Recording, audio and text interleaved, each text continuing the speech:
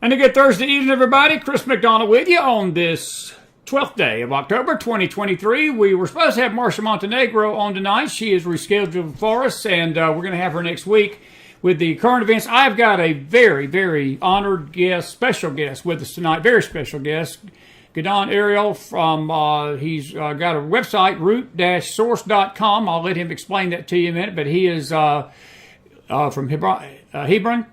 I don't know how to. I'm a Southerner. He'll have to forgive me. Hebron, one of the oldest biblical cities in the Bible, and but it's a pleasure to have him. I want to thank Jeannie Cannell for setting this up with us tonight. And he was in Israel over Shabbat when this happened. This terrible tragedy that's taken place and barbaric war that has been declared on the Israeli people and really the world. But Gidon, before I go any further, let me stop and welcome you tonight to our show here in the Mac Files. We are very, very, very honored to have you. And I want you to know that our prayers are with your nation tonight and you as well and your family. And it's just a pleasure to have you. And I'm looking forward to this discussion tonight about what's going on in the Promised Land. Well, thank you very much, Christopher. It's a pleasure to meet you, and it's a pleasure to spend this time with you. And I'm looking forward to hearing more from your listeners and viewers as well. Good deal. And we're going to open up the chat later for questions.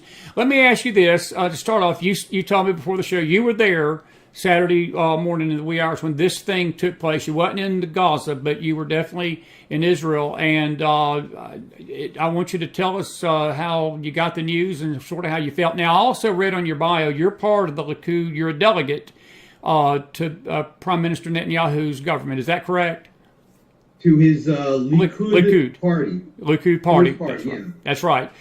Tell us a little bit about what happened over there and what you saw. I know, again, you wasn't, as you said, in the action, but it had to be traumatic for all of the nation of Israel. The thing about Israel, where y'all are such a small area, you know, when you look at it on a map, these kind of events shake the whole country pretty good, even if it's isolated like it was in the Gaza.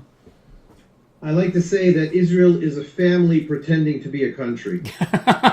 Gotcha. That's good. Anyway, I moved to Israel about 45 years ago. I was born in New York. And thank God I have 5 children, 7 grandchildren.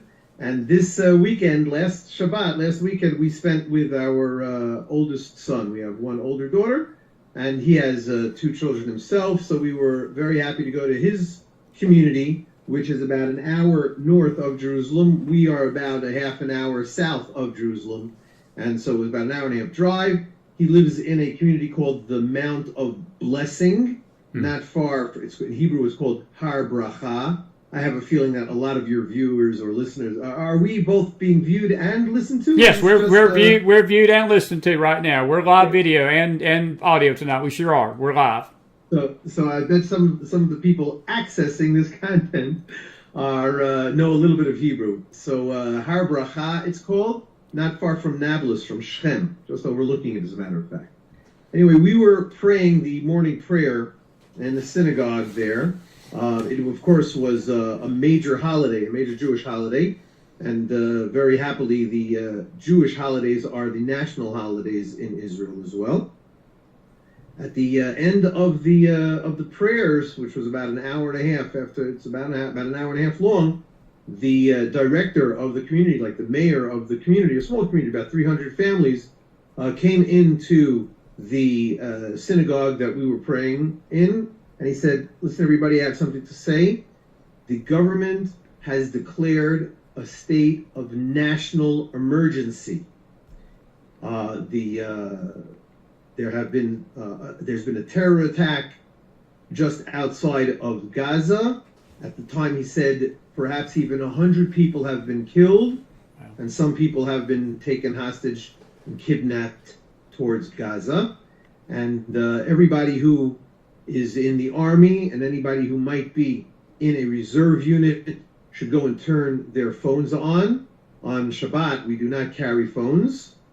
And you might be called, but of course, in the case of saving a life, you're allowed to carry a phone or turn on the phone.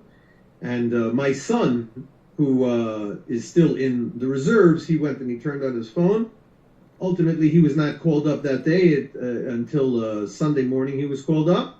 But once everybody who was called up got into the car, also we don't usually drive on Shabbat or on holidays, but they got into their cars and they drove out to their unit.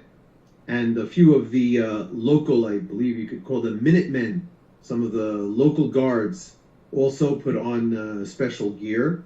But the rest of the day, we pretty much were able, in the community that I was in, we were able to enjoy the Shabbat and the holiday with a little bit of, I wonder what's going on.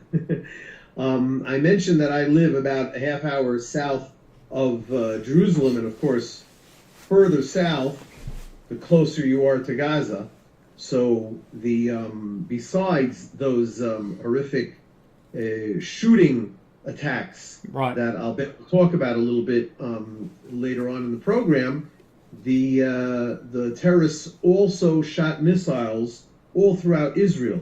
So even though none of the missiles were shot directly at the community that I live in, they did manage to have a siren go off in their community. In the community that I was in where I live, in the community that we were spending the weekend, there were no sirens, so that certainly added to the ability to feel more confident and more happy to be celebrating the holiday. But when I turned on my phone on Saturday night, after the holiday was over, I looked at my WhatsApp. In Israel, we use WhatsApp for interpersonal and group communications. I had over 150 messages. Ordinarily, in a regular day, I maybe have 20 messages. Wow. And so in the community that I was in, they were really talking about what's going to be and what's going on. Everybody go into your safe rooms and lock the door, and they were really going wild over there. I'm a member not of the Minutemen, but I'm the director of communications of emergency communications in my community. So they had to manage without me because I wasn't around. Right. But thankfully everything was okay. That is how I found out about it, and ever since then, a little bit less than my friends, but I've been connected to the media, listening to the radio. Thank God, and nowadays you can hear the radio in the Israeli radio in America as if you're sitting at home. So I've been following the news, obviously, and what crazy news it's been. It has been crazy. When this started, was there any idea? I know that even I woke up Saturday morning to the news over here, and I thought I wasn't really sure what was going on because the news media was going crazy over here. And I don't think anybody realized the extent of what was actually happening because, Gidon, this was done on a historic day. Y'all were actually commemorating the 50th anniversary of the Yom Kippur War, which almost was so eerily similar to this because it was a surprise attack in 73, and then 50 years almost to the day. This was so out of the blue, and I understand, and you can confirm this, I understand there was close to 5,000 missiles that came in a barrage from the south that morning, and that was before the real terror started, when the paratroopers started flying into these parties, going into homes and the kibbutzes, and killing these kids in the most barbaric fashion I think I've ever. I'm a history person, and when I heard people say this is the worst evil perpetrated on Israel since the Holocaust, that called my ear because there is no worse perpetration of evil than that was. And to compare it to that, I knew this had gotten very serious and very ugly for the people of Israel. And I think to be there, I can only imagine how you as an Israeli felt and the nation in general, because we here in America, I felt it. I felt terror. I mean, we were, an ocean apart, but I felt something in my heart. And I told somebody this week, this was different than anything I'd ever seen Israel go through, because I watch history, and I watched the Intifada of the early 2000s with the suicide bombings, and as bad as those were, this was on a scale like 20 to 1 worse. And I knew something was coming. And then the stories start coming out. Man, this has been an all-out war, and this has been one of the ugliest wars Israel has faced probably in her history, close to it. Absolutely. It was declared as a war by the prime minister and the government, probably for bureaucratic reasons, so that the government would be able to act in certain ways that they're not permitted to act according to the law unless a war is declared. In the past few years, we've been seeing flare-ups from the Gaza Strip, from the Hamas terrorists there, but they've always been called operations. They stopped short of being called wars, because wars, then people get a little bit more money, maybe, I don't know, it's all sorts of stuff that's going on over there. But as soon as they saw that over 100 people had been murdered, and yes. they heard that there were kidnappings into Gaza, I have to explain. If one person is shot dead in Israel by a terrorist, then that is the only story for a day on Israeli news. The only story. If there is one person who was kidnapped into the Gaza Strip, and you say you're a history buff, so you probably heard of Gilad. I've forgotten his name already. He was a soldier, and he was in his tank, and he was inside the Gaza Strip, but maybe his tank was shot or something like that, and a Hamas operative took him out of his tank and hid him in Gaza for years. And for years, we were thinking about Gilad. I remember that. Ultimately, Netanyahu was able to get him out. It was a big argument in Israel because he had to exchange that one prisoner for 1,000 Palestinian Hamas terrorist prisoners. Some of whom, as soon as they were released from prison, they were followed and they were arrested again and put back into prison. But some of them went back and did more terror after they were released. But that was only one kidnapped hostage. Here they were talking about dozens. And so that is just something that we could not fathom. And like I said before, in the morning when we were told about, they said it looks like close to 100 people were murdered. Wow. Today, the toll has climbed 1,300 up to over 1,300 people killed. 1,300. When a friend of mine sent out a newsletter to his list, he had written 500. I said, listen, don't exaggerate. Right now, the official toll is 200, 300, whatever it was. By the next morning, it had already gone up to 700. Wow. And people have said this is on 9/11 there were about 3,000 people killed, right? Right. But how many people live in the United States? About 300 million. 350 million, exactly. 350. Let's. I like easy numbers. So 3,000 out of 300,000. I'm sorry, 3,000 out of 300 million is about 300. Is a whatever. It's a lot. It's a lot. It is. In Israel, we only have 9 million That's right. residents. Let's round it off to 10 million. So if we have 10 million residents and you have 300 million, so that is 30 times as many as we have. Did I get that right? You did right. Exactly. So if we lost 1,000 people in a day, remember I said 1,300, but I like to keep things easy. 1,000 people in one day, that's like 30,000 people killed in one day, not 3,000. That's correct. That's correct. That's right, buddy. That's right. And it's 30, so it's 10 times worse than 9/11. And it's worse because not only because of the number of people who were killed, there was nobody taken hostage in America on 9/11. That's a great point. That's an excellent point because we've not even covered the hostages tonight, which total, I think, 250, 260, like by some of the news reports, and it could be more, but you got Americans in that too. And has there been any update on any of the hostages? Has there been anything? I know that they've threatened to kill and maim him in public display. And have you heard anything as an update on the hostages? I haven't seen anything like that. Again, right now it's about 7:30. It's 8 o'clock here in Texas. I believe it's 7 o'clock. What time is it over? Where are you? I'm in Tennessee. We're an hour ahead of you. It's about 8:50 here tonight. So okay, it's almost 9 o'clock. So that means it's about 3 o'clock in the morning in Israel. Right. So the radio nowadays goes on 24 hours a day. But at night it's more music programs and stuff like that. So I haven't been able to access the real news that's going on over there. But during the day, in the morning over here in the United States, that's already in the afternoon. So I'm already hearing the news.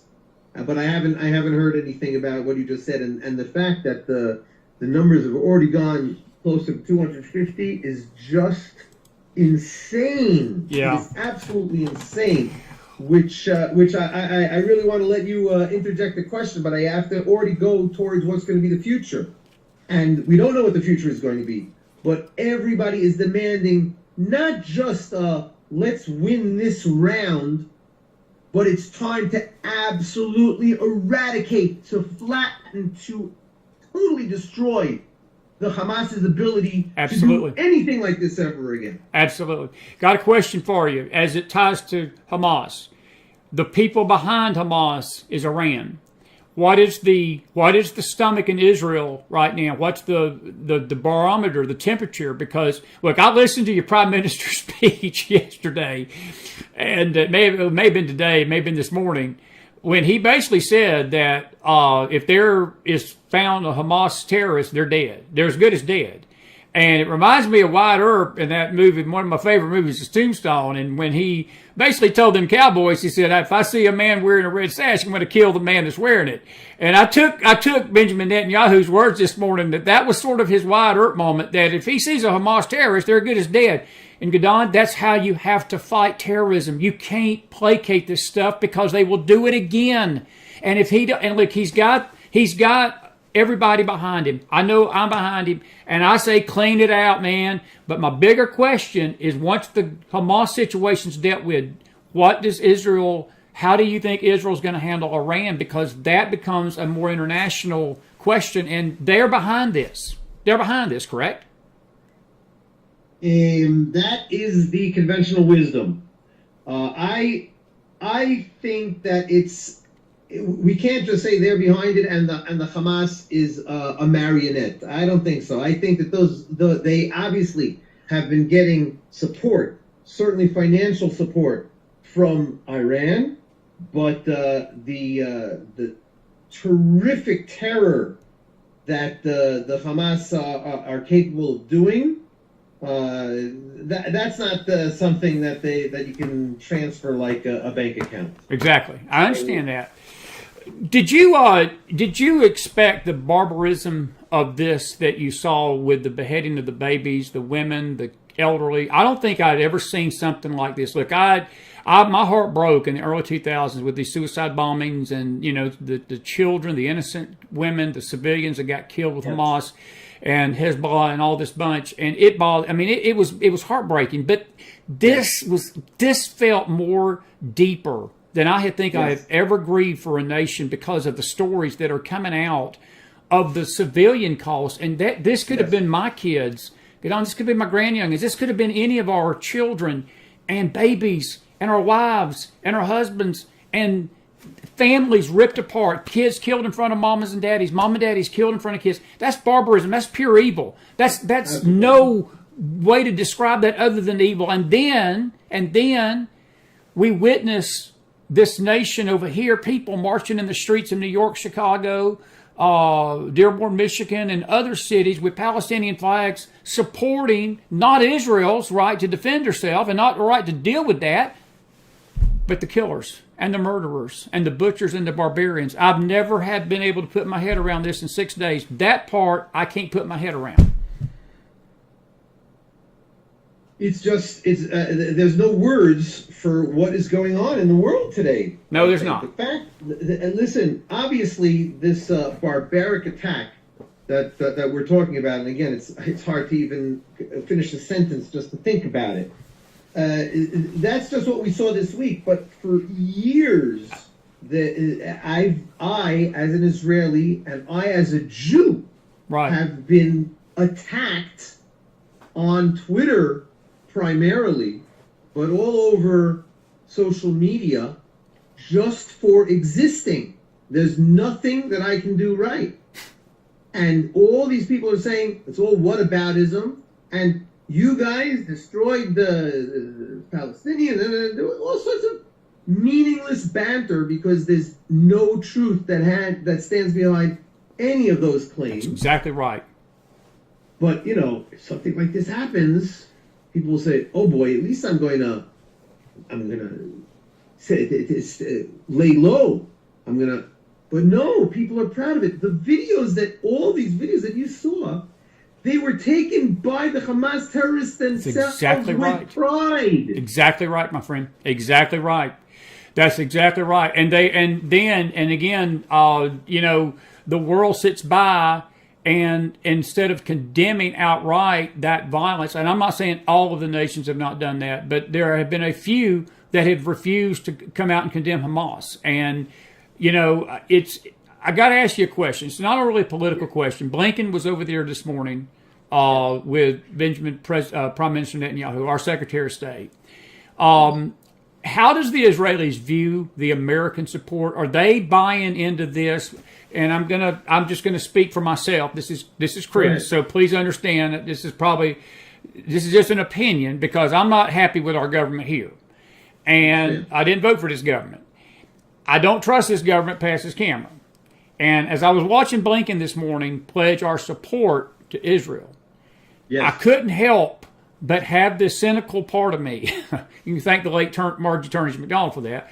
But I couldn't help but feel the cynicism rise up with me to say, is this window dressing, or are we really going to stand behind Israel? And I'm just curious, from the Israelis' point of view, do y'all trust our government enough to stand with y'all through this? Because, look, I don't think this is going to end shortly. I think y'all are in for a protracted, this could be months having to do this and deal with this. And the more it goes on, you know, and I know, buddy, the public opinion out there, the media is going to get involved in this at some point, and they're going to point y'all as the butchers of I mean, there is no telling how many names the Israeli government's going to be called in this. And I just wonder if the stamina of the American State Department and the American government is it all this blather right now, but when push comes to shove and y'all are going to need somebody to stand with you through this, I hope we're the ones standing with you. I pray we are, but I cannot say that I trust our government to do that. That's just my opinion. What can I tell you? I don't. I'm not asking you to give me money and trust me that they will be doing it.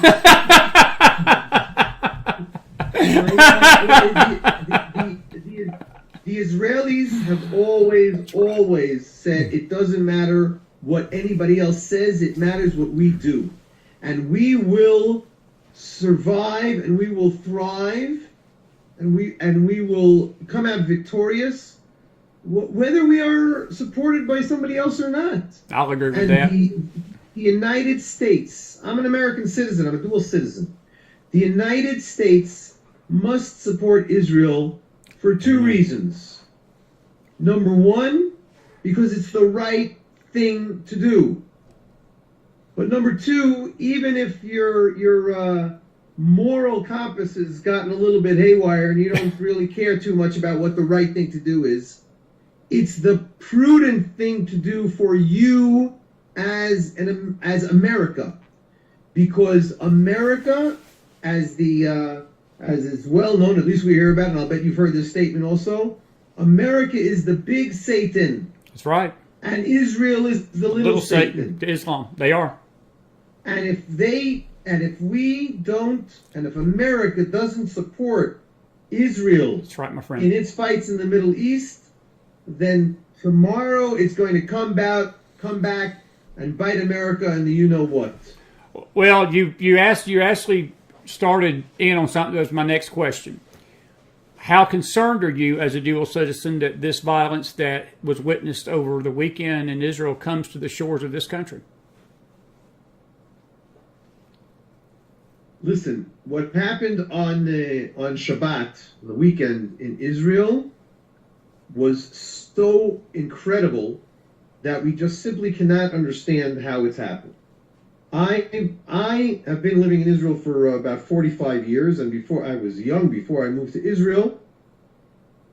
But I felt that the IDF and the security forces, with the help of God, were just close to invincible. I was raised on the miraculous stories of the 6-Day War. Yes. Of the turnaround of the Yom Kippur War in 1973.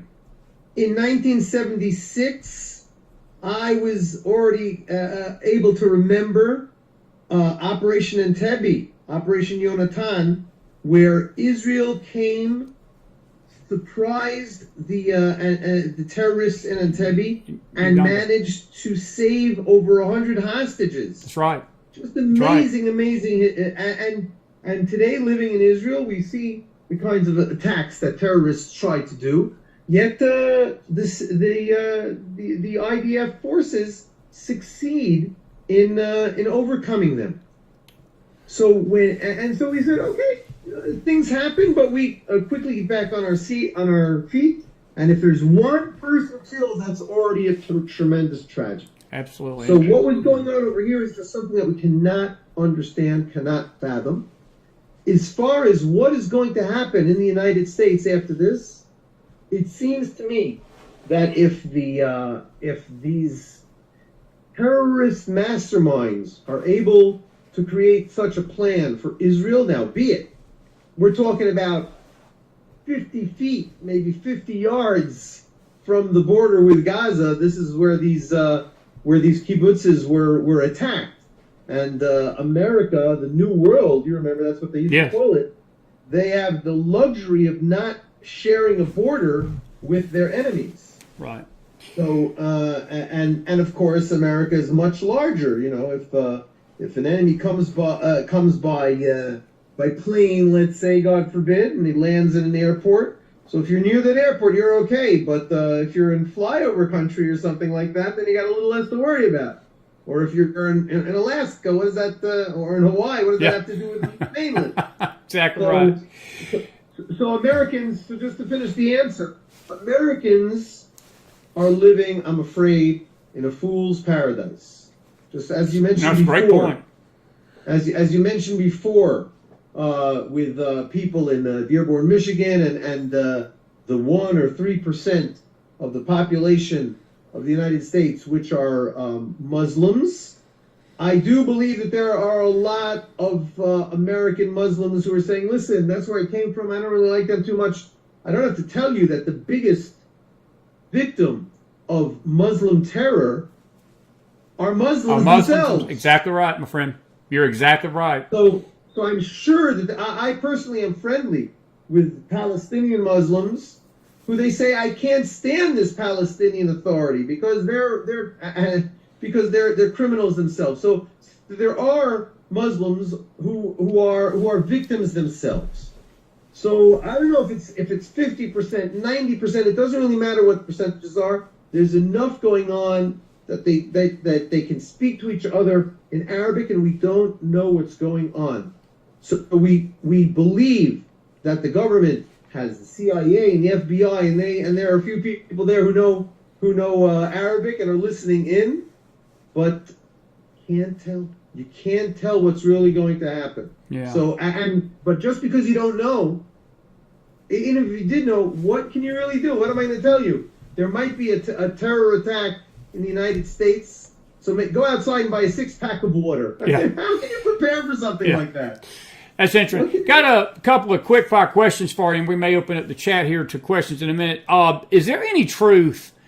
A couple of news reports, and again, it's just you may or may not know this, but I want to get your take on it. Is there any truth to the story that Egypt warned Israel ahead of time of this attack? Because Prime Minister Netanyahu denied that, and I don't believe Egypt no more had any interest to warn Israel about it. And our media over here is stirring that story up like crap. And I'm thinking, why would Egypt, of all people, warn Israel about an attack? Because that's their cousins that basically were attacking Israel. They're no friends. They're no friends of Israel, are they not? No. in the real world politics of inter-country politics, there are interests, and Egypt established an agreement, a peace agreement with Israel in about 1979, 50 years ago, 45 years ago. Exactly. And they did not rescind it. They had plenty of opportunities and plenty of demonstrations against the agreement with Israel. But today, the leader of Egypt, his name is Sisi. Sisi. He recognizes that it's in Egypt's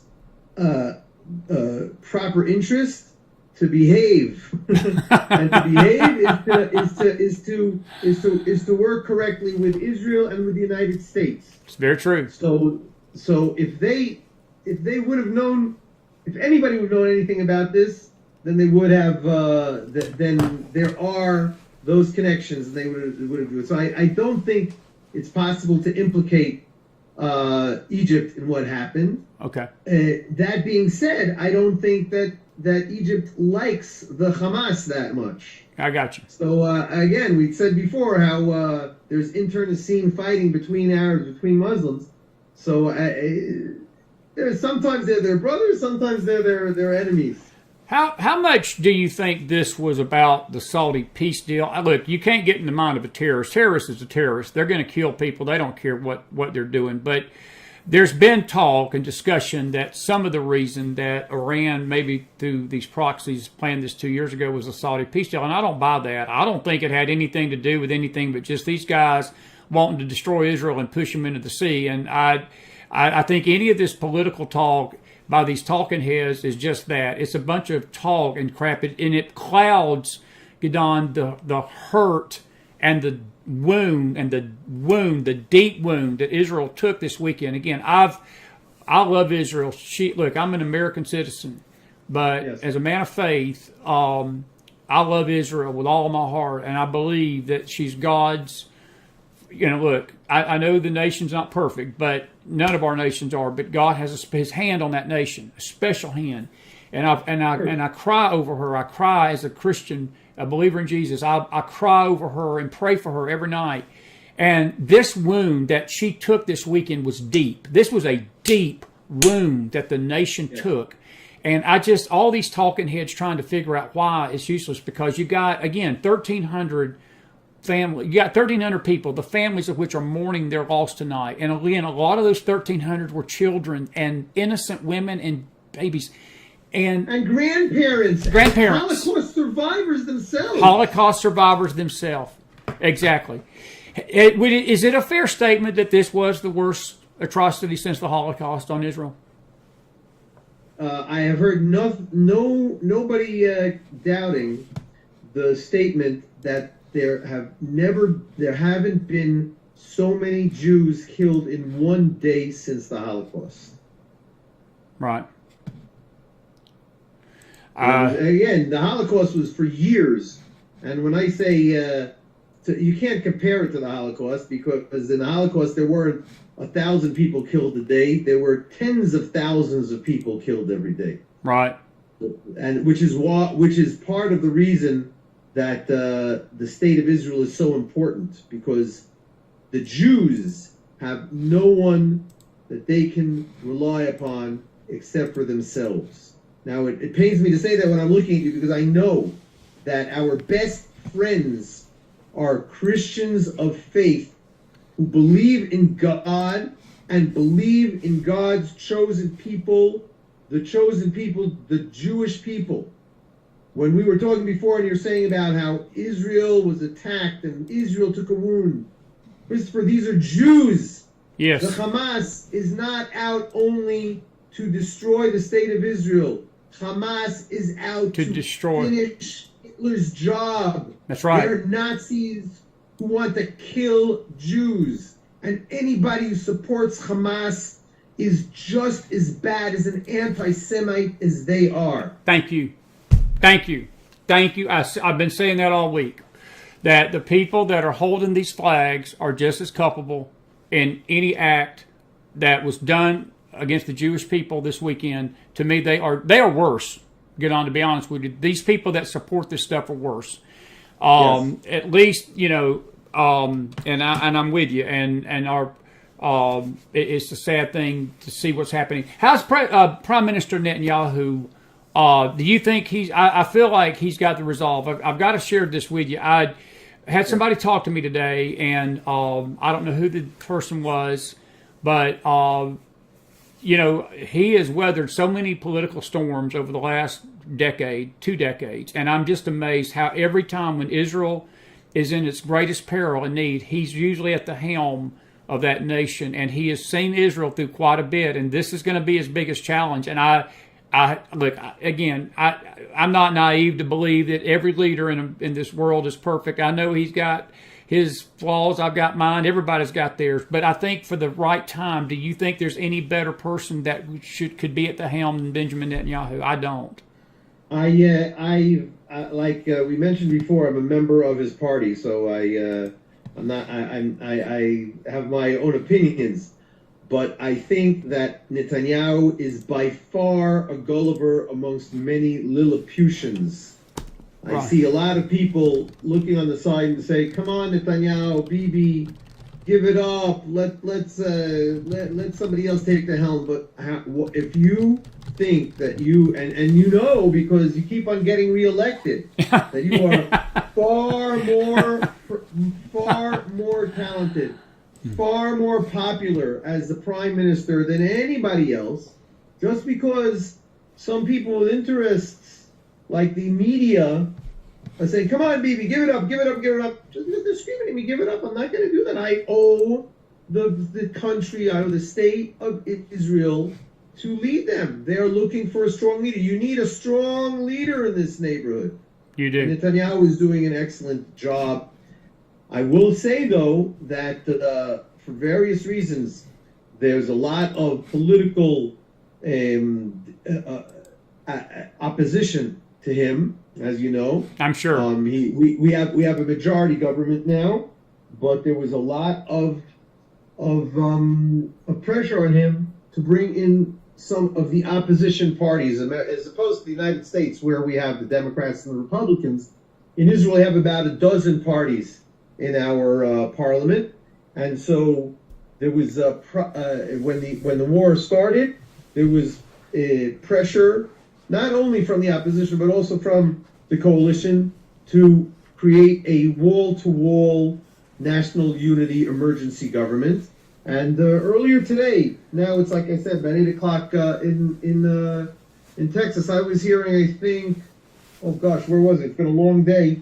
Earlier today, they finally signed on and brought in another party from the opposition party into the government. And Netanyahu is still leading the government and leading the country with a strong arm. And I trust him, and I haven't seen any public opinion polls, but I think that public opinion polls will say now is the time for Netanyahu. Absolutely. I'll agree with that. Folks, you're watching a very special Live Mac Files Thursday night. We are very, very honored to have Gidon Ariel. He's our guest tonight. He's coming to us from the Lone Star State, but he lives in Israel. He's been there for 45 years. And that's the other Lone Star State. The Lone Star State, absolutely.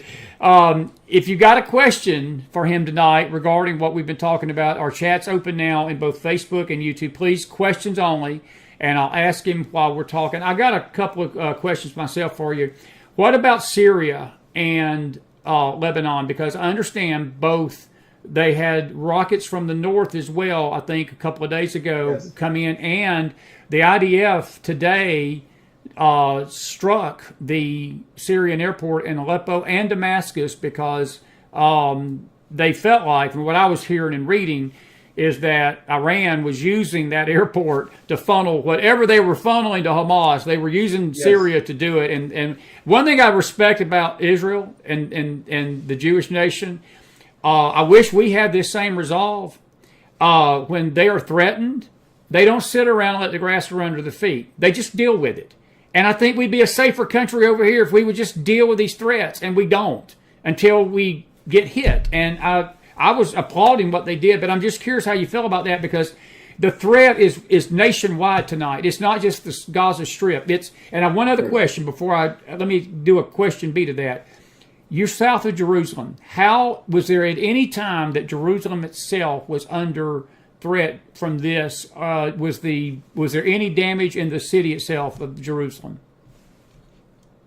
Well, in the city itself, no, but there were air raid sirens on Jerusalem, and there were missiles shot towards Jerusalem over the past week, and they fell just outside of Jerusalem's city borders. For anybody who's been to Israel, on the road up to Jerusalem, there is a town called Mevaseret Zion. Interestingly enough, the word itself, the name of the town, means the harbinger of Zion. In other words, we're announcing that Zion is upon us, and that is a great name for the city that is just in the approach to Jerusalem. Just outside of Mevaseret Zion, there is a friendly Arab town called Abu Ghosh, and they suffered a direct hit on their main mosque.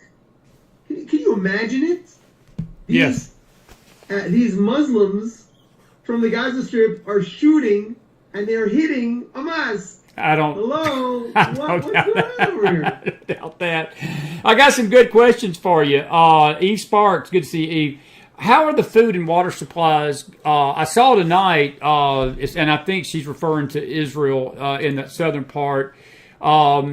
But I did see something that caught my attention tonight on one of our media outlets here that Prime Minister Netanyahu's pretty much told the Gaza, we're not turning your power back on until we're done with the mosque. But as far as Israelis go and the Jewish people, is there any water supply issues and food supply issues within Israel itself? Well, again, I live in a small community, about 100 families, and we are in the West Bank. We are in Judea and Samaria. We live in Judea. And there is water and electricity theft from by Palestinian Arabs around us.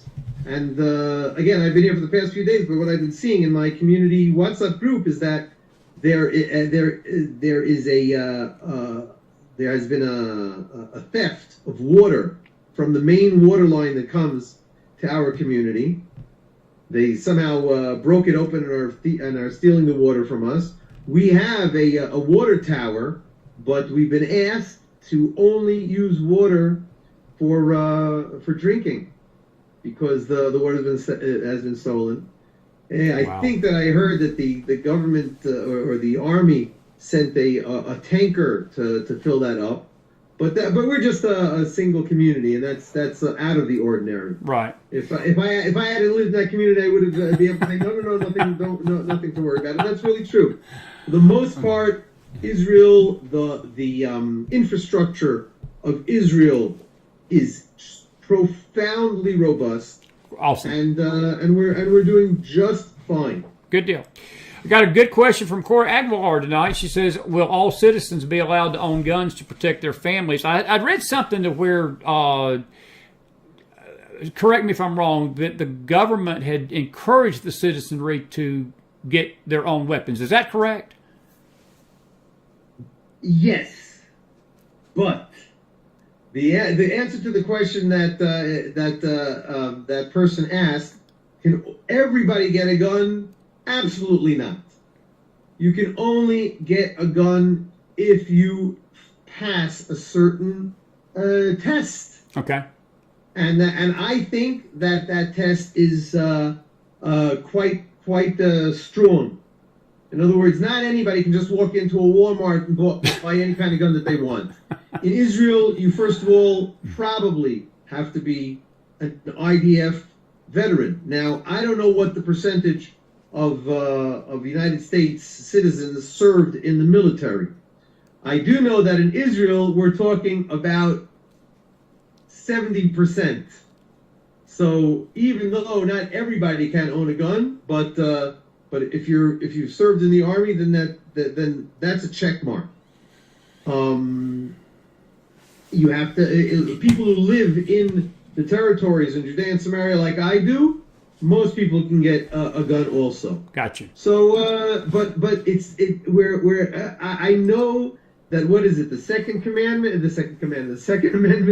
about the right to bear arms. That's a big issue in the United States. Yes. It is not an issue in Israel. It looks like a lot of people carry, and we have a lot of not only open carry, but people are walking around with M16 rifles and Tavor rifles because they are either soldiers themselves. Again, we're not talking about if you're a soldier in America, then you're either on an army base in the middle of nowhere that nobody ever sees you. Did you ever see a soldier in their uniform in the United States? Never. Never. Really, not like you do. In Israel, you see it. In Israel, you see it all the time. It's interesting. It's an interesting observation. You're right. You're absolutely right. Got a good question from Julia Carter. She's asking tonight, the captives. Have there been any reports of any of either the Americans or the Jewish ones that were taken captive, Jewish people, Gidon rescued? Has there been any rescues that we've heard of? I've not heard any rescues. I think they're still all in captivity. There is a as a matter of fact, happens to be a personal friend of mine who has been appointed by Netanyahu to be the director of dealing with all the issues that have to do with the hostages in Gaza. So wow. He wrote out, the first thing that we're going to do is we've got to try to figure out who might be a hostage. And then we got to figure out what we possibly could do to try to get them back. But he only started 2 days ago, so there has not yet been any sort of hostage saving situation. I'd just like to point out something else. As I mentioned before, the fighting happened outside of the Gaza Strip, inside of what's called Israel proper, in communities, in cities that have been people's homes for decades and decades and decades. And they were overrun by the enemy. Can you imagine? We're old enough to call the America's enemy in the Cold War the Russians. Can you imagine if Russia would come in to Claiborne, Wisconsin, and start shooting up and going into the police department, the police branch in that little city, and kill the police officers there and hold tight, and then you have to bring in the National Guard of the that's what was going on in the city of Sderot for over a day. There were actual Gazan Palestinian terrorists in the police station. Just incredible. Yeah. So right now, the first stage of the Israeli army, the first tactic that they must do is to clear out all of these terrorists from Israel.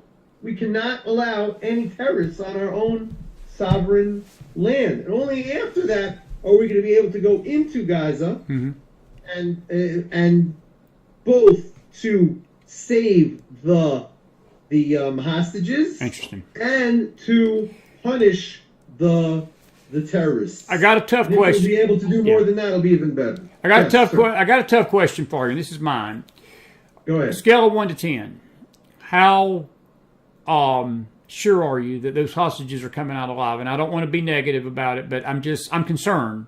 I don't have a lot of hope, and I should probably have more hope. But I know because if we were dealing with normal civilized people, I would feel differently. But you're dealing with barbarians. Look, if we witnessed what we witnessed since Saturday, in what they did to the people.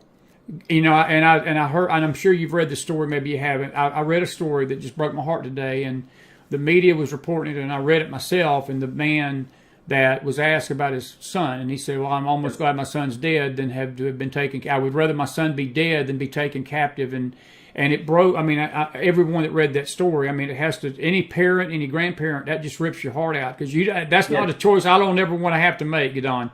But I'm just curious How do you feel? I don't have a lot of hope for look, I'm praying for these captives. I'm praying the Lord to protect them. But the reality of it is when you deal with people like Hamas, you're not dealing with civilized people. You're dealing with barbarians. and butchers and murderers. And I've heard of other organizations that have also taken some captives. Yes. And even individuals I heard that might have done the same. So it's really hard to say. We don't know who is going to emerge from this alive, what kind of life that is as well. Before this whole thing started, there were two Israelis. There were more than two Israelis, but two Israeli soldiers that were kidnapped in one of the previous rounds of fighting. Hadar Golden and Yishai Regev. I'm not sure of the other person's name. The Yishai Hadar Golden is the much better known of them. He is dead. He was killed in Gaza, but his body was taken hostage, and the whole country is saying we've got to bring Hadar's remains back. So whether or not, and of course, the policy of Hamas is not to say any information at all. Alive, dead, even the names we're gonna have to figure out ourselves. I know it's tragic. Got a good question for you. A couple of really good questions, and we've got a really good audience tonight. Amy Miller, good to hear from you, dear. She says, "What are the Israeli people or media saying about the U.S. giving more money to aid Ukraine and not doing anything to aid or assist Israel?" I know that I'm not sure of the economics of our government and what we've sent over there, but I have to say, her question is a good one because it burned me to the core yesterday or day before in the middle of all of this mess going on in Israel with lives being lost, Americans being dead, Jewish people being killed, slaughtered, murdered, almost in Holocaust-type style, that Joe Biden gets up and says, we're going to send another $100 billion, not to Israel, but we're going to send it to Ukraine.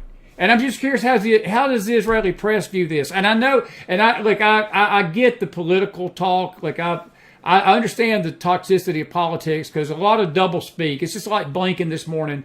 You got to say the right things in front of that camera. That's just being a politician. But when the push comes to shove, are people in Israel sort of saying what the H, WTH? Listen, I haven't heard that so much. I've been listening to talking heads in Israel, Hebrew, so I didn't hear exactly what happened in the Ukraine today and the billions of dollars or whatever that's taken over there.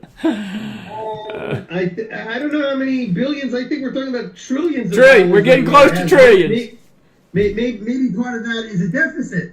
Maybe $1 trillion. Maybe you have $2 trillion, but you have $3 trillion deficit. I don't know exactly what you're doing over there. Yeah. But and frankly, since in Israel we have both expat Ukrainians and expat Russians, it's a little hard for me to keep my wits about me and to understand whose side are we really on. You know what I mean? So I don't know what the American interest is in the Ukraine or in Russia. That's a big thing. And America, of course, is the whole world's policeman or something like that. But and I don't know, and I do know that Israel has already. I know I've seen reported that ammunition and parts for the Iron Dome, we've been ordered, and they're going to be sent over from the United States and stuff like that. Yeah. So I don't think there's anybody in Israel, and I certainly speak for myself.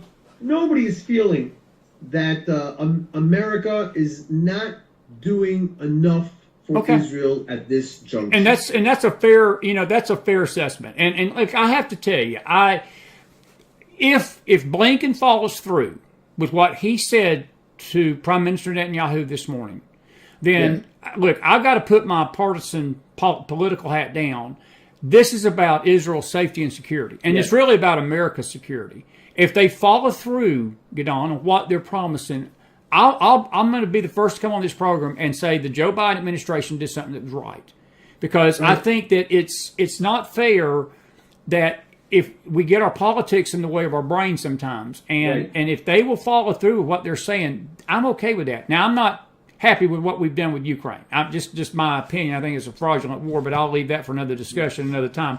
I got another good question for you, and it's coming out of YouTube tonight, and it's from Annette, and this is really good. And I wonder about this. Do you think that Israel will go into Lebanon to deal with Hezbollah after they finish with Hamas? Because this is not just a Hamas problem; it's a Hezbollah problem too. Do you foresee Israel taking this thing north after they go south? I would not agree to the word after. Right now, I have two sons and a son-in-law that have been called up. One is in the south, and two are in the north, and they're there because something's going to happen, and I don't know at what point Israel is going to say, okay, now we are going to clean up Hezbollah. Are they going to wait until there's an attack? Are they going to wait until there are more casualties? I don't know, but I don't think that Israel has the luxury of telling Hezbollah up in Lebanon, wait a second, guys, we're not done here down in the south. Well, we'll be done when we deal with you. That's not the way it works. I didn't think it was. I didn't think it was. We are going. The job of any government, and the job of Israel's government, is to protect its people. To protect the security and the safety of our people. Absolutely. And if something is going on in the north, then there's soldiers there. Something's going on in the south, the IDF will take care of it. If all of a sudden something happens on the Jordanian border, well, don't you worry, we've got soldiers there as well. Yeah. And with God's help, we are going to make sure that we are covering all the bases. And I have complete trust in God and complete trust in the government, and especially in the IDF. Do you believe that Americans, since you're here too, what's your thoughts on the $6 billion to Iran? Do you see us freezing that money? That's one of the questions from Diane Rivera tonight. Do you see us freezing those assets again? Or, and I got a side question for you from me. You know, I am not going to stick my hand on the Bible and say that I can tell you for 100% certainty that any of that $6 billion was used in these attacks. I will say this was very sophisticated. It was very well financed. They got their money from somewhere because the Palestinian people are broke. But do you believe that any of that $6 billion was used in these attacks? And if so, what does that say about what we should do? But going back to her original question, do you foresee our government freezing that money? I don't. Again, I'm not as nearly as strong a Biden follower as you are. Not that you're his follower, but you're watching the news. I'm an observer. Exactly. Pardon my English. So you're observing what's going on there, and you're following the news. Yes, I'm an observer. So, I'll just leave it at that. From where I stand, the Biden administration is trying, or has already succeeded, in reversing Trump's decision to withdraw from the agreement with Iran. Yes. And they, for some reason, I can't fathom why, and they're going to try to do what they want to do. And if they're going to give millions of dollars to Iran, well, I've always told my children, money is fungible. If I give you $1 and I say, don't you dare use this dollar to buy cigarettes, you say, don't worry, Gidon, I won't. Well, you put that $1 in one pocket, but don't worry, you had another $1 in that pocket. You took the other $1 out there. That's a great point. That's a great point. Well, I will tell you this. It was a breaking story tonight on Gateway Pundit. Blinken actually, he came out and said tonight, he said, look, we've been saying to y'all that we control this money, but he actually admitted tonight, he said, the United States, ultimately, we have no control over that $6 billion. We got none. And I'm thinking, wait a minute, you said the other day that y'all could pull that money back at any time. So I don't know, but it's a good question. Where do you think let me ask you this, where do you personally think they got the money from, though, to do what they did? Because it was well financed. This was not some junior varsity attack. Gidon, this was an all-out assault on Israel. This was something I don't think I've seen anything like this, not by Hamas. I never, in all the years of Israel's history and all the wars that she fought, because most of the wars in the past have been conventional, But these last 20 years, y'all have faced an enemy from within your borders that I don't think any nation has to deal with, at least like y'all have had to do. And this was a different kind of feeling this weekend. This was something new and different. Yes. It was well financed and organized. So where did that money come from? I don't know. Nobody ever came over and said, come on, give me a little money. I'm the Hamas. There are, like I said before, there are enough anti-Semites in the world to sponsor 50 Hamases. And if a world government leader, a president or a king or a prime minister says we support Israel and we don't like terror, but there are certain parliamentarians or Congress people who will say, come on, give them a little bit of money. Yeah. Well, and I think that's what's going on. That's sort of a question. I got two questions for you, and I'm going to combine Diane Elaine's and who was the other person over there that asked this question about the humanitarian. Are there any humanitarian organizations that you could suggest tonight that if we as Americans want to help the Jewish people tonight with food, supplies, things of that nature, and help these families? Because there's so many out there that you never know what's legit and what's not, and you know how people are get on. Is there anybody you can suggest to our audience tonight where we can go to help the government and to help the people of Israel and the Jewish people tonight? Well, there are a lot of different perspectives that that people are needing help for. People are sending over and donating baby formula. It goes from baby formula to prosthetic limbs. There are all sorts of needs. I know that my wife opened up a not a GoFundMe, but a kind of an opportunity for people to fund the soldiers. Again, we mentioned before soldiers in our discussion. In Israel, the soldiers are our children. We are all members of the military families.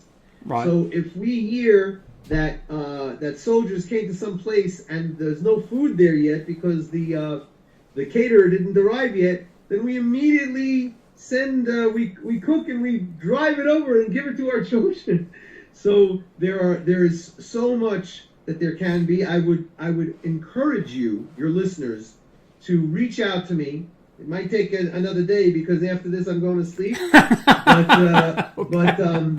But by all means, reach out to me at Gidon, Gidon, at root-source.com. Okay. That's root like a tree, source like water, with a dash, a hyphen in between.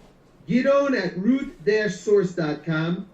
Ask me what and I'll send you a link where you can make a donation for humanitarian aid in Israel and for the soldiers. That's great, man. One of two questions, and I'm going to let you go. I know it's late. Liz Goldman's asking a question, and I think you've sort of alluded to it already, but there is a left wing in Israel like there is in America. Her question is, do you see the left siding with the Palestinians in Israel tonight?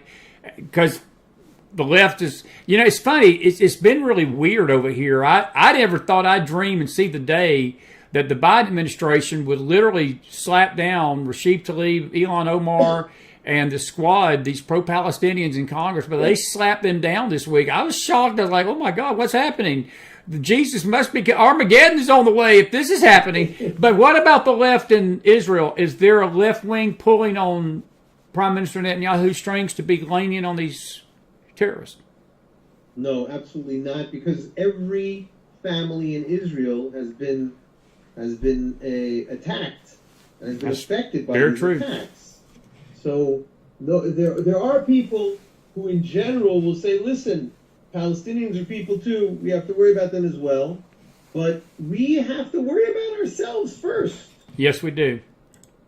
If the Palestinians, if the Hamas use children as human shields, then we have to try our best not to hit those human shields. But we are in a severe defensive war. And if we have to defend our children count more than their children. Absolutely. I'm sorry, it doesn't sound very nice to progressive and liberal ears, but if your child is on the line, are you going to say, wait, child, that's right, my enemy child is more important? Loyal aladat, it cannot be fathomed such a thing. That's very true. Good deal. One final question for you tonight. Jordan, the nation of Jordan, has there been any extension of sympathies, any kind of feeling from them? Are they helping Israel with this? Have they been silent? What have you heard from Jordan tonight? We don't hear too much from Jordan. What's going on with Jordan is not clear to me exactly. They need Israel to support them. They need the relationship with Israel. On the other hand, they do have a very strong, a very large Palestinian population. Right. So within their parliaments, there is a lot of anti-Israel sentiment. But we don't hear that reported too much in Israel. So yeah. I don't really know what's going on. But again, Israel is going to defend its citizens. Israel is going to make sure that things like this does not happen again. And what's going on, whether it's in Egypt or in Jordan or in Iraq or in Algeria, it doesn't matter. We've got we're a small country, but we've got enough people who are keeping their eyes on these other countries. And right now, what matters to us is to make sure that there is no more danger of terrorists attacking in those kibbutzes and cities in the south, and then to make sure that it doesn't ever happen again by totally eradicating the Hamas. Amen, buddy. Gidon, this has been such an honor, such a pleasure tonight. I know it's late. You've been a camper tonight. I'm going to give you about 3 minutes to wrap us up. I want to tell you a couple of things.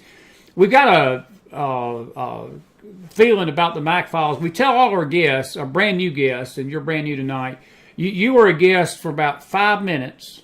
And after 5 minutes passed, you became mishpacha, as we say in Jewish family. You're family to us now, and you're part of our Mac Files family. I want to tell you, you've got an open door on the show. I hope this is not the last time we have you on. I've really, really enjoyed this. I've watched this chat tonight. People have really enjoyed, been honored to have you, and I have too as a host. You've really given us a lot of good information, good insight to things going on, and I appreciate your candidness. We tend to have the same personality, and I've enjoyed the conversation. I'd love to see you in person sometimes and sit down and have lunch with you. We maybe do that when you're in the States. But I do want to give you about 3 minutes to wrap us up with your final. If you had something to tell us Americans tonight and tell the world about Israel and the Jewish people, how we can pray, how we can do what we can do to help you guys, your heart about what's happened this weekend to us and to leave us with tonight. I'm going to give you 3 or 4 minutes. Wrap us up. Well, I've talked already for I'm not sure how long, but I would like to introduce myself a little bit more. Sure. In these 3 minutes. Go ahead. I have, as I've mentioned, I was born in America and I moved to Israel about 45 years ago. But my heart is to build bridges between Jews and Christians all over the world. I believe that these are the last days, and I think that God wants His children to decide which side of the line are they on, and He wants His best friends, Amen. the people who love Him most, the Christians and the Jews who recognize the importance of the Bible, who recognize the truth of the Bible. We must stand together and become friends. So tonight, Christopher, you and I have become friends. It's going to be the beginning of a very long friendship. I believe that. I totally encourage your listeners and viewers to check out my website, root-source.com, and check out and ask me anything. We are now in the period of social media and open media, and you just have to go to the contact us or send me an email at Gidon@root-source.com, and I want to engage with each and every one of you. So please send me an email and pray for the peace, Peace of Jerusalem. Absolutely, my friend. Couldn't have said it better. And I'm going to say goodnight to you. I'm going to say goodnight to these folks. But listen, I'll be in touch with you in the next few days, and we will talk. And listen, are you going back to Israel anytime soon? Are you going to be in the States for a while? I'm going to be in. I've come into Dallas for an special annual event that we're having on Sunday. I'm going to stick around for another couple of days. Then I'm going the next Wednesday, I believe, to Kansas City for a day, and then I'm going to finish up with about the weekend with my family in New York. Okay. I'm leaving, I believe, on Sunday, October 20-something. Okay. First or something like that. Well, whatever you do in the nation and back to Israel, please be safe, and our prayers and great shalom to you and your family tonight. And our prayers, as you said, we're praying for the peace of Jerusalem, but I'm praying for you. And you said something a while ago I want to sort of amen to.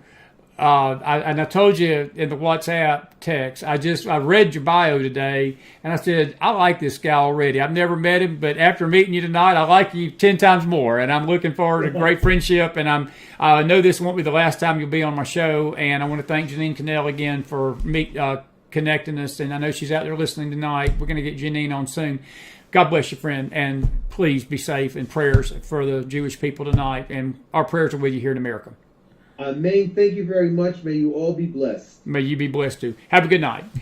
Good Thank night. you, Gidon. Shalom, shalom. Shalom, shalom. Be blessed.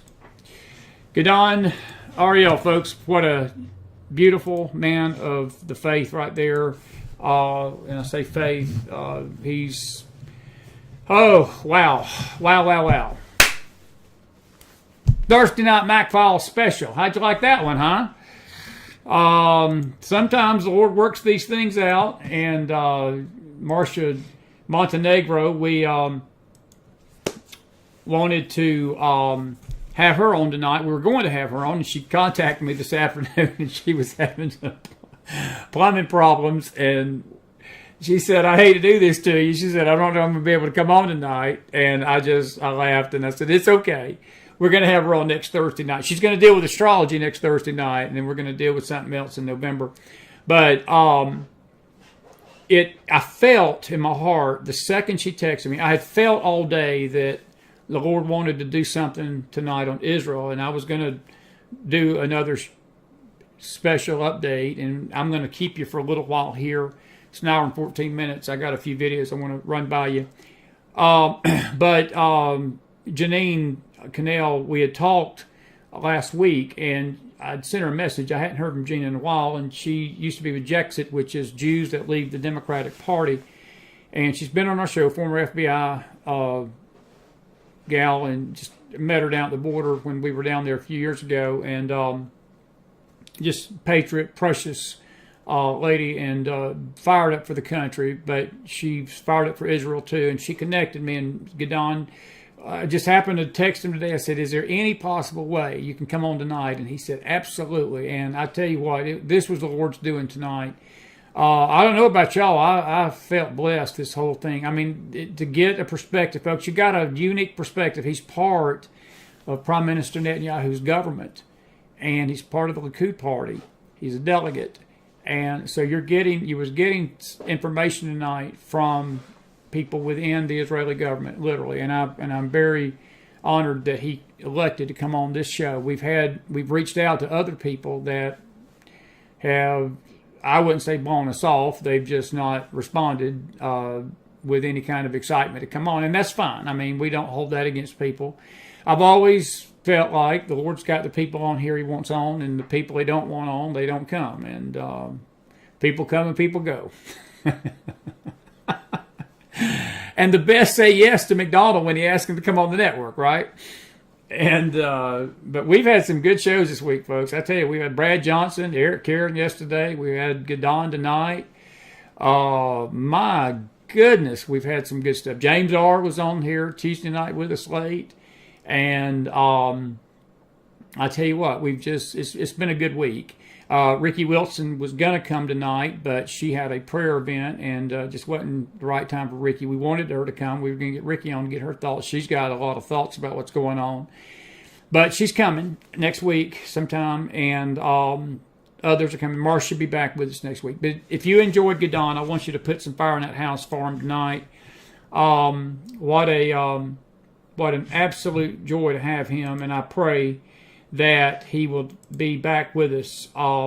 That he will be back with us soon. I really appreciate him, and I appreciate his candidness. I really do. Cleo was on our show Monday night. We had the wonderful Cleo Cleotis down under.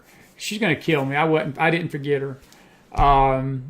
But we've just had a jam-up week. That's all I got to say. We just had a jam-up week. And John McTurnan, Saturday morning, when we were doing this, when the news started breaking in Israel, John was on with us. So, folks, I tell you, you've gotten some wall-to-wall coverage and so forth. I want to play something for you. This is from the IDF. I want you to watch this video, folks, because there's a lot of rumors tonight and talk that Israel is targeting civilians in Gaza. I want you to watch this video. It's about a minute or two in length. And roll the tape. We need to talk about civilians in Gaza. Every aspect of life in Gaza is dictated by and endangered by Hamas. Hamas indoctrinates civilian children in terrorist training camps. Hamas seizes civilian humanitarian resources to make rockets that they fire from civilian neighborhoods. Hamas deliberately embeds itself under and inside civilian homes, schools, and mosques, desecrating these spaces by turning them into legitimate military targets. Hamas mercilessly uses civilians as pawns to carry out their stated goal.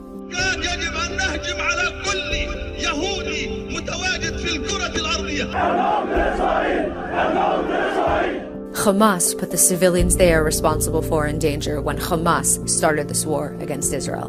Hamas, the genocidal terrorist organization, is responsible for everything that happens in Gaza. I want you to hear what she just said. Every ounce of blood, folks, that's shed in Gaza tonight is not on Israel. It's on Hamas. I pray for the Palestinian people. I do. I have no ill will toward the Palestinian people. I don't.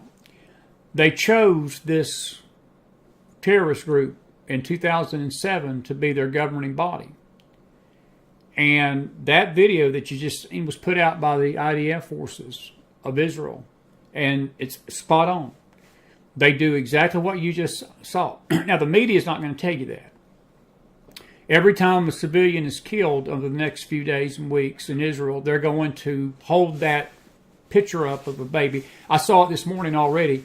They're already doing comparisons of how many people in Gaza has died from the Israeli strikes compared to the 1,300 that have died in the Hamas strike. The way I look at it, I don't care if it's 15,000. I do care in a way. I mean, I care for the souls of those people. But the way I look at it, the blood that flows in Gaza from this point on, with Israel trying to get these terrorists out, is on Hamas, folks.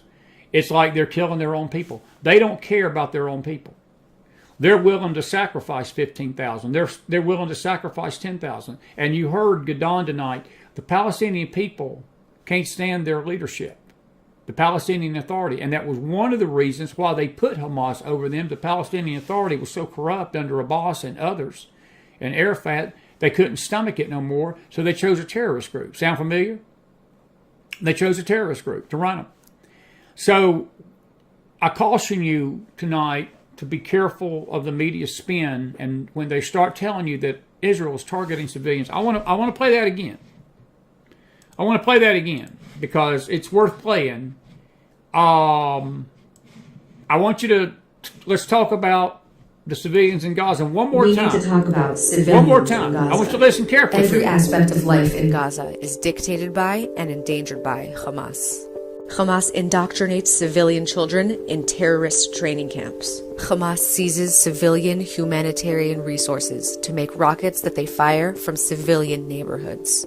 Hamas deliberately embeds itself under and inside civilian homes, schools, and mosques, desecrating these spaces by turning them into legitimate military targets. Hamas mercilessly uses civilians as pawns to carry out their stated goal. كان يجب أن نهجم على كل يهودي متواجد في الكرة الأرضية.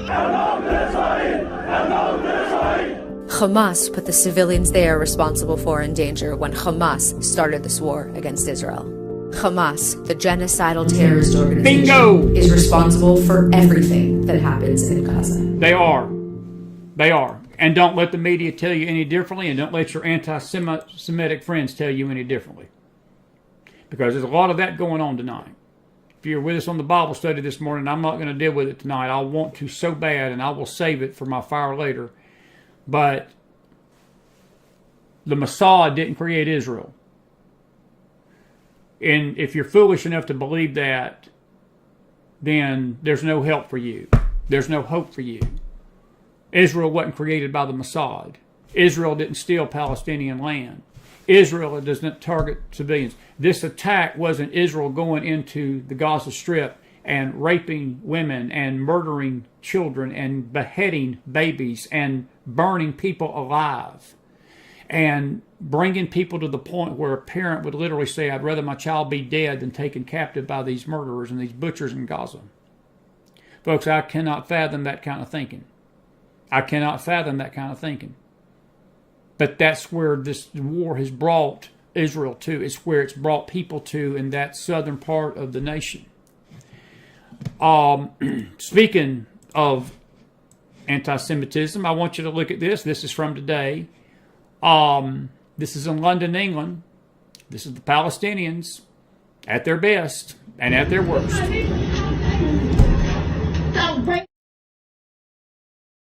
This is fucking outrageous. What's outrageous? Sorry for the language. They're taking down pictures of missing family members that Londoners were putting up of their loved ones in Israel. Let me play that again. They're taking down pictures of missing relatives in Israel that Londoners were putting up on the streets. Roll the tape. Outrageous. This is fucking outrageous. Dude. Why don't you do something for Palestine? Why don't you do this? Is for Palestine. Who the hell is Palestine? Okay, what about the children in Palestine? Doesn't mean it. As she was screaming, why did they kill children in Palestine? I think you need to ask your leadership why they kill children in Palestine, lady. The Hamas people are doing that. It ain't Israel doing that. It's Hamas. But folks, that's that veil, that covering that the Palestinian women have on their bodies tonight.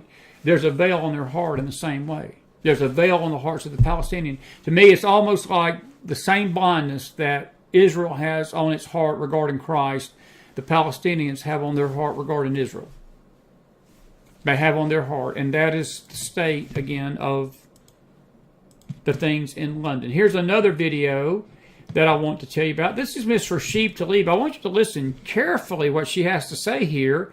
Listen really good to this one. This one is going to make you Dearborn, Michigan residents real proud that she's your representative. I think 2 weeks ago or so, we celebrated, it took a moment, I think, in our country to remember the Holocaust. And there's a kind of a calming feeling I always tell folks when I think of the Holocaust and the tragedy of the Holocaust and the fact that it was my ancestors, Palestinians, who lost their land and some lost their lives, their livelihood, human dignity, their existence in many ways have been wiped out and some people's passport. I mean, just all of it was in the name of trying to create a safe haven for Jews post the Holocaust, post the tragedy and horrific persecution of Jews across the world at that time. And I love the fact that it was my ancestors that provided that, right, in many ways. But they did it in a way that took their human dignity away, right? And it was forced on them. And so when I think about one state, I think about the fact that why couldn't we do it in a better way? In case you missed it, she was saying to these folks here that the Holocaust had a calming effect on her. That's a representative in Congress. You Michigan folks must be really proud. You must be really proud of that. Sadly, some are. Sadly, some are. Here's Rashid Begin. Roll the tape. Mr. Chairman, it needs to be noted into record. I spoke to CPB agents, even though they told us not to speak to them too. Remember that? And I said, what do you think we need to do because you guys are overwhelmed? They said, one of them, stop sending money, it's not working. Another one said, I wasn't trained for this. I am not a social worker. I am not a medical care worker. He actually said, I want to be at the border. That's what I was trained to be at. The last one, Mr. Chairman, the separation policy isn't working, he said. And what was worse about this, Mr. Chairman, was the fact that there were American flags hanging all over these facilities, that children were being separated from their parents in front of an American flag, that women were being called these names under an American flag. Stupidity knows no depths. They're talking about the border. That was a hearing about the border recently. AOC about the women under the American flags and children being separated under an American flag. Well, let me give you a little heads up, AOC. Children were being beheaded under a Palestinian flag that your buddy Rashid Tlaib was flying outside her office. They were being beheaded by a Palestinian group called Hamas. Spare me the crocodile tears. Spare me the crocodile tears. I got another video here. I think this is... I keep thinking I have downloaded that video where they confronted Rashid Tlaib about the children. Here it is, right here. Fox News. Roll the tape. Take 3.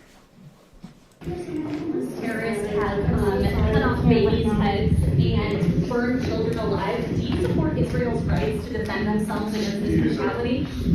We're just going to go through there. Silence. Can you comment about Hamas terrorists chopping off babies' heads? It's amazing. It's amazing.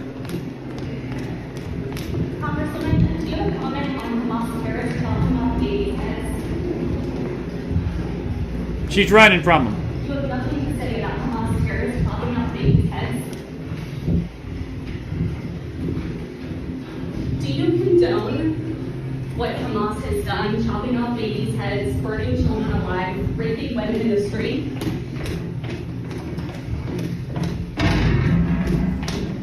You have no comment about children's heads being chopped off?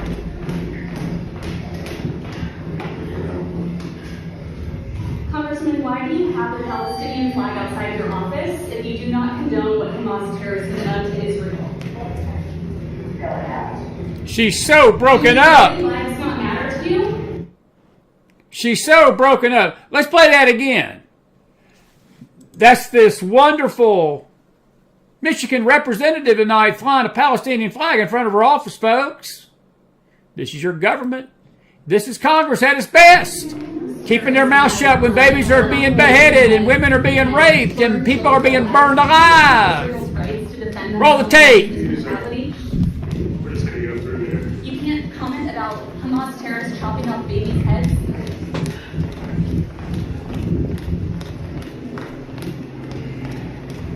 Congresswoman, do you have a comment on Hamas terrorists chopping off babies' heads?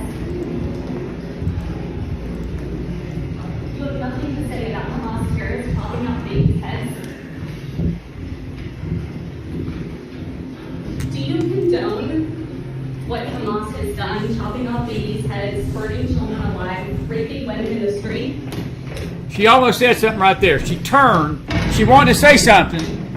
You have no comment Tell about children's heads being chopped off? It's a good question. The reporter's asking her the question that I'd ask her. But I got to ask you the question too in a minute. Palestinian flag outside your office if you do not condone what Hamas terrorists have done to Israel? Bingo! Do Israeli flags not matter to you? That reporter should be given the Reporter of the Year award. Let me ask you anti-Semites out there the same question tonight. Let me ask you Q people. that are spewing this venomous anti-Semitic crap on your Telegram pages and on your Twitter handles and on your Facebook pages. Do you condone? Do you condone Hamas beheading children?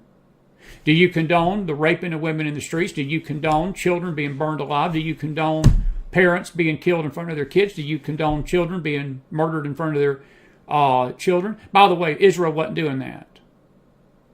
All you anti-Semites, you're no better than Recep Tayyip.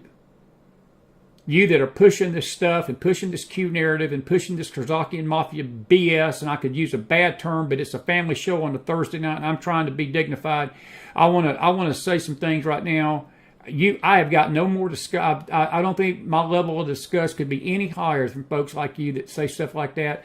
See, Recep Tayyip can get on her soapbox and say she's got a calming effect about the Holocaust and trash Israel, trash Israel's handling of the Gaza, call it apartheid state, call it every name in the book. Ariana Presley, AOC, Ilhan Omar can do that. I heard tonight AOC was basically asking the UN, of all places, the UN, to make sure that that Israel did not ethnically cleanse the Palestinians from the Gaza Strip. I got news for you, AOC.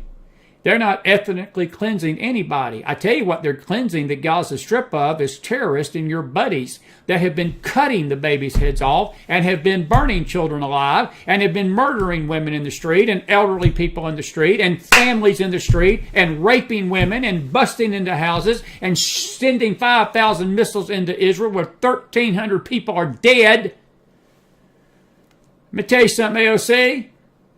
Benjamin Netanyahu may not be perfect, but I want to tell you tonight, he's got my full support. It's just like what Wyatt Earp said in that movie. Kurt Russell played Wyatt Earp, one of my favorite movies of Tombstone, when he said that if I see a red sash, I'm killing the man that's wearing it. Let me tell you something, folks. Benjamin Netanyahu said the right words today. If he finds a Hamas terrorist, they're dead. They're good as dead. They're good as dead. I'm not saying that. I'm repeating what he said. They're good as dead. He didn't make that threat against civilians. He made it against Hamas terrorists. But when I watch that video, when she's totally silent and can't answer, I look at these anti-Semites the same way. They won't answer you with a straight face of why they can put their anti-Semitic post out there and support such butchery and barbarism. They won't argue with you on that fact. They'll argue with you that Israel's the aggressor and trash Israel between now and Christmas.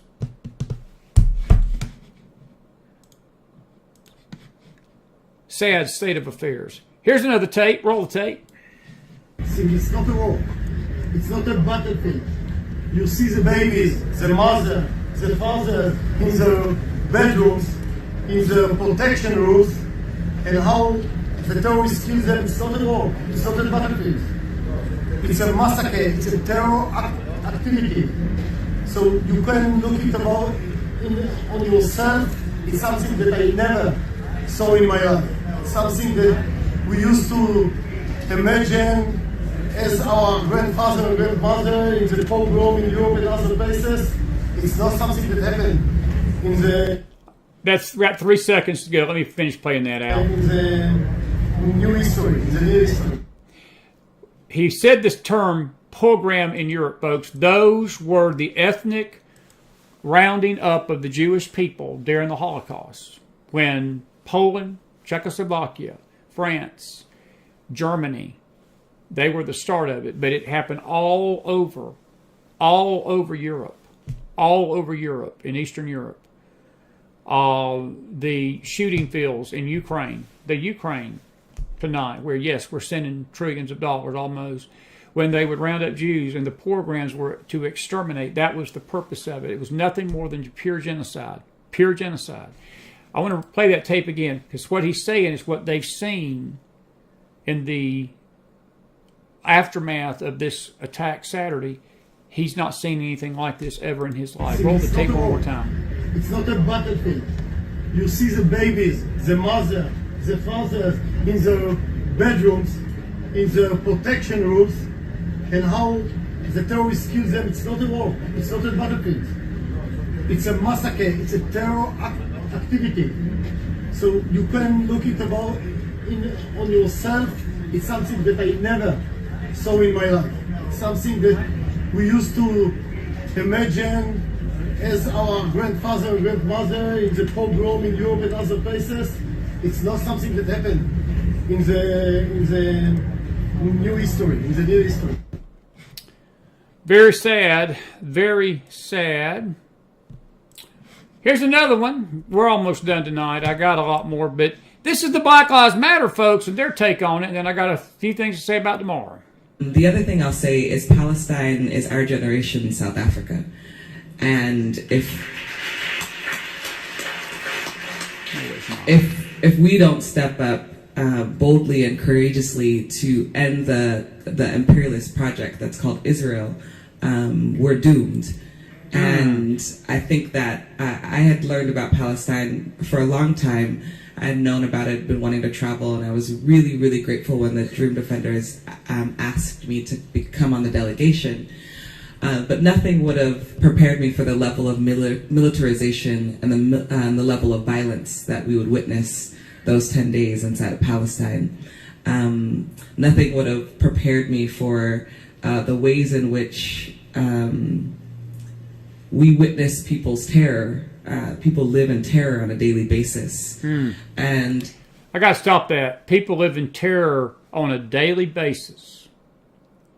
People live in terror on a daily basis in Palestine. By the way, folks, let me give you a little history lesson tonight. Palestine don't exist. There's no such thing as a Palestinian. They're just Arabs. The Romans gave that region the name Palestine as a slap to the Jews. They're not living in terror. This woman is a lesbian witch, by the way. She's part of the Black Lives Matter movement. A lesbian witch trying to lecture us about terror.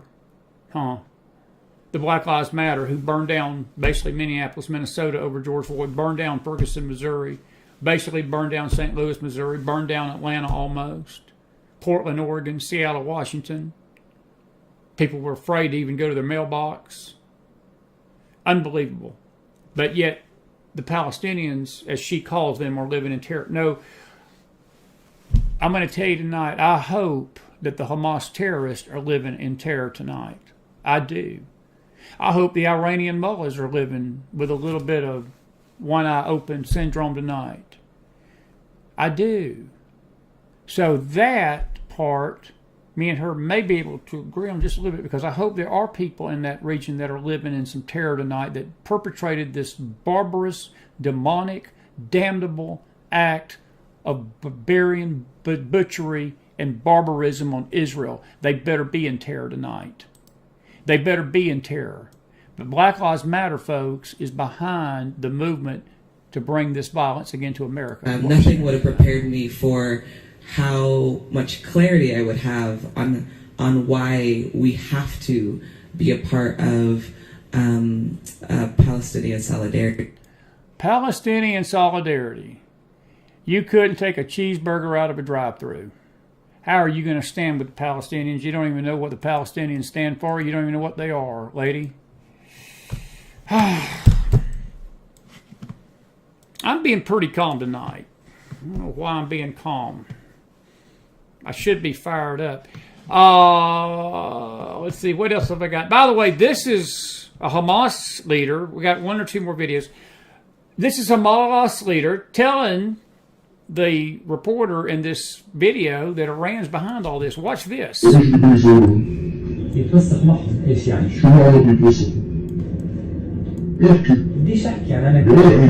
did they kidnap women, I should say?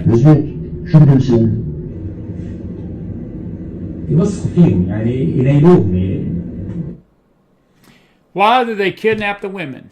This is ISIS, folks. Hamas has become the new ISIS. Roll the tape again.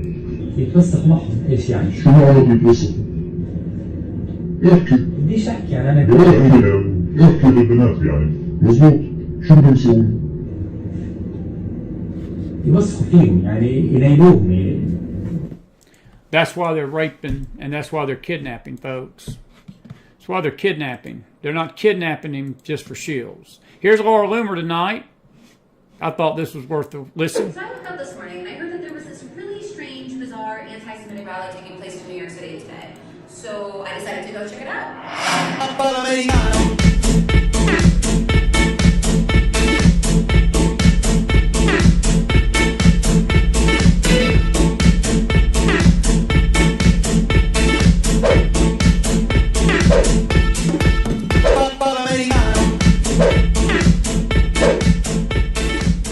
Why are you standing with people who openly support Hamas, a terrorist organization that kills Jewish people?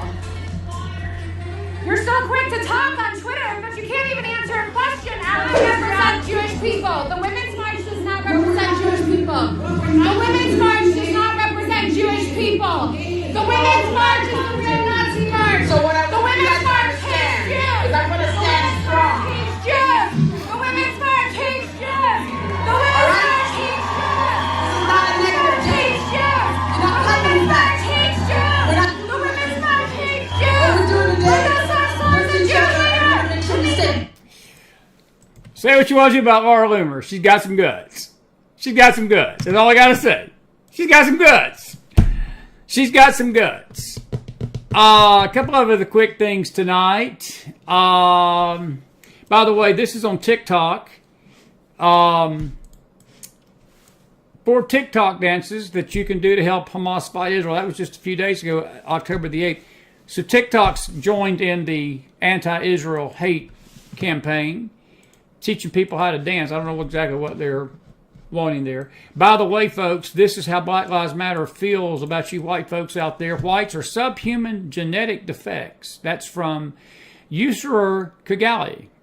She's a Black Lives Matter leader. That was just a couple of days ago, because Black Lives Matter has now joined this parade of voices condemning Israel and so forth. And that's how they feel about white folks. Interesting. With this genetic defect, woo, I could say something. It wouldn't be too kind. It wouldn't be too kind. I'm trying to be nice.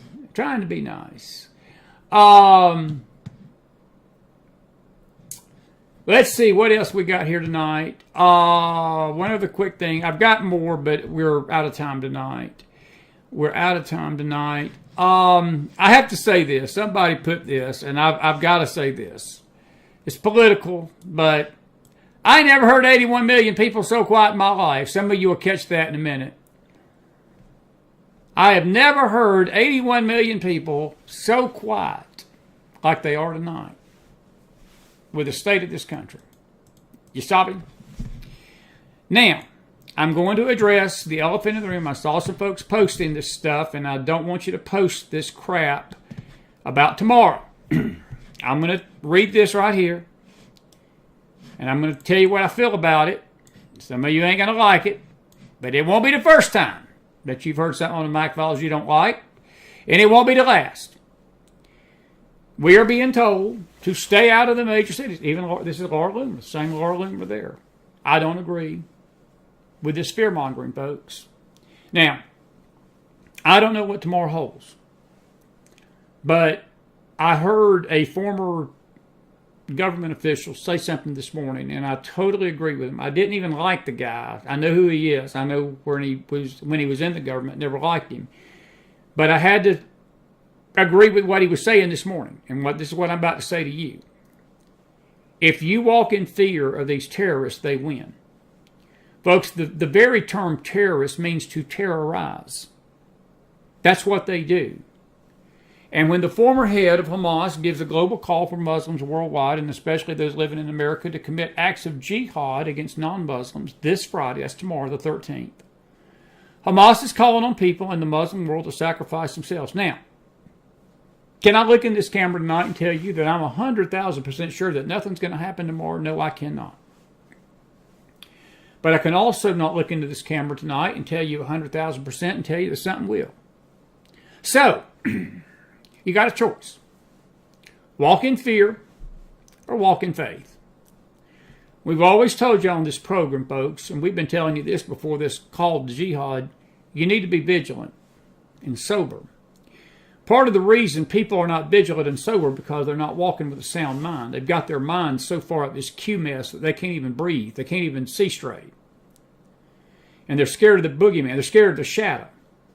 They can't go to a grocery store, afraid they're going to eat something that's going to cause problems. Can't buy a bottle of water. Can't buy a Coke. Can't buy anything from a store. Can't go to a ball game. Can't do anything because they're so scared of their shadow. They live like a hermit in a house.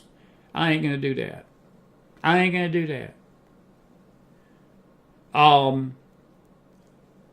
I don't care what these Arabs are screaming and threatening. Let them scream and threat. And you say, well, McDonald, that's just a naive way to look at it. I've been called naive this week. I've been called uninformed. I've been called a lot of things. So get in line and call me all you want to. But I'm telling you tonight, if you walk in fear of this tomorrow, folks, they win. If you walk in fear of this, they win. I'm not walking in fear. I will be alert tomorrow. I will watch my surroundings. I'm in a city, not as big as New York, Chicago, LA, or Miami, or even my hometown of Atlanta, but I'm near a city, and I'm going to be as alert as I always am. But I'm not going to cower down in my house and not leave my house tomorrow.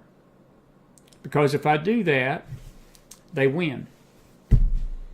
Now, I would strongly suggest that if you go out in public, I would go out, make sure that you're in as safe place as you can be, and that you know your surroundings, and don't put yourself in any places that you don't need to put yourself in place of. But we don't walk in fear. We don't walk in fear. Now, I know some of you don't want to hear that. You want me to get on here and tell you to go get a cave built and dig a hole and hide in the cave and all that stuff. I've been reading tonight that there have been some increased activity by the FBI. They're monitoring things. They're looking into threats and they're seeing chatter. I asked Brad Johnson, folks, I'm not going to sit here and tell you that I don't believe we're in danger. I do believe we're in danger. I do. But we don't walk in fear. We walk in faith. And let me say it again. We don't walk in fear. We walk in faith. I pray for everyone's safety tonight. I pray for your safety. That man that was just on our program tonight, his family is from Hebron.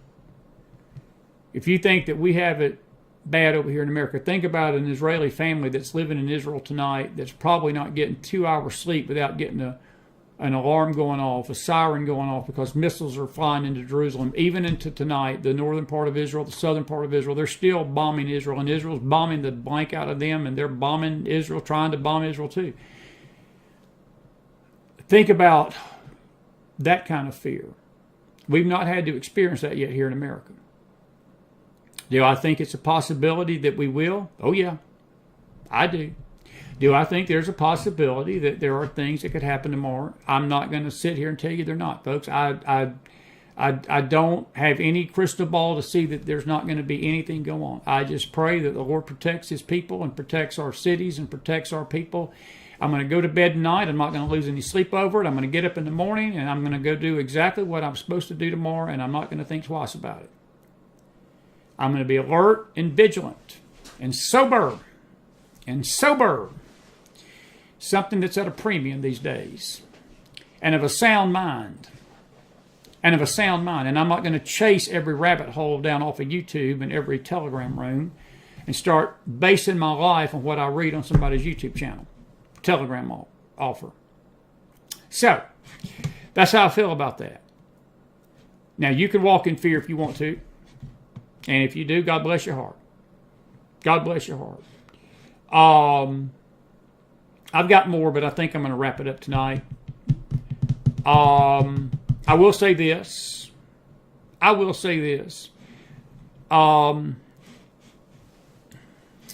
This is Adam Kinzinger, who put out Steve Scalise's photo. He's not won that speakership yet. He was ahead, but from what I'm hearing, he ain't sealed the deal yet. But they're meeting in secret. They didn't even do this publicly. This was secretly done, which makes it even stink higher. I'd have rather them kept McCartney than do this. And I'm not a fan of Kevin McCartney. I know many of you ain't either. I'd have rather them just kept McCartney than do what they're doing right now. And then when you see this little wonderful turd, Adam Kinzinger, who is basically a Democrat in Republican clothing, say this is the best option for Ukraine, not the best option for America, but the best option for the Ukraine, I'll let that speak for itself. I'll let that speak for itself. So, anyway. Anyway,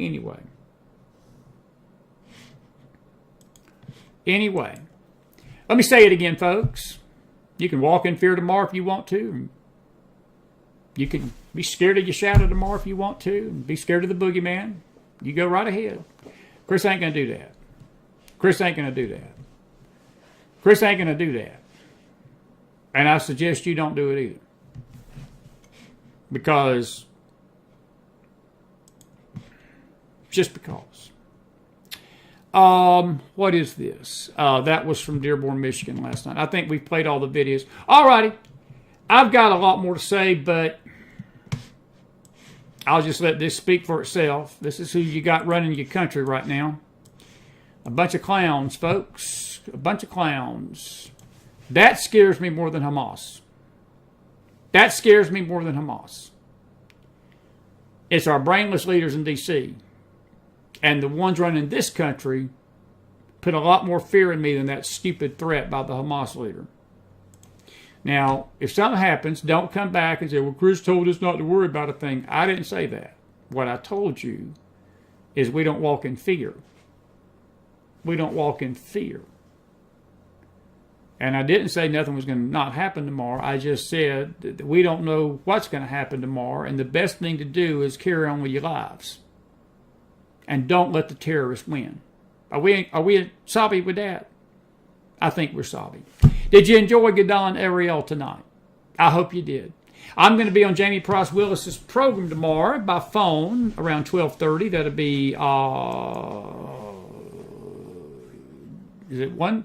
I think that's 12:30 Eastern, or maybe 1:30 Eastern, 12:30 Central. I'm not sure, but Jamie's got a show. I'll try to put the link up on our Facebook page so you can listen to us tomorrow.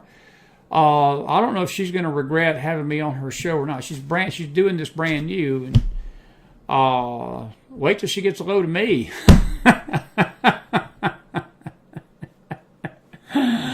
Them ratings are going to go out of the roof.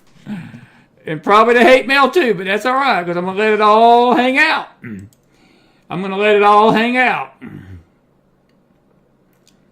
Anyway.